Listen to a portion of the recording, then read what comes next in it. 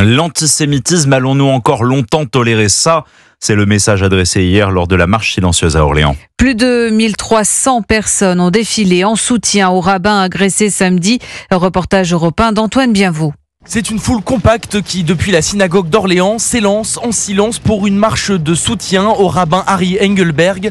Au milieu des visages graves, David peine à masquer son émotion. Il se passe des événements graves. Il y a un rabbin qui se fait agresser dans notre ville. Moi, j'ai énormément d'amis qui sont juifs. Il y en a certains qui envisagent de quitter la France parce qu'ils ne se sentent plus en sécurité. Il n'y a pas de vivre ensemble et ça, c'est ce qui m'attriste le plus. Une indignation partagée par Hervé, inquiet de voir l'antisémitisme apparaître dans sa ville. Tout le monde a été un peu sidéré. Ça paraît lointain jusqu'à ce que ça arrive chez soi. Et là, on se dit, l'antisémitisme, il est aussi aux portes de ma maison. Il y a aussi cette sidération à voir que c'est aussi chez nous que ça se passe et donc c'est aussi chez nous qu'il faut réagir. Un élan de solidarité qui touche André Druon, président de la communauté juive d'Orléans. On apprécie énormément l'élan de solidarité, de soutien vis-à-vis de la communauté juive d'Orléans. On réagit, on n'est pas dans le dos courbé et il faut surtout que ça bouge. Comme un symbole, le cortège termine sa marche sur la place de la République sous les applaudissements de la foule.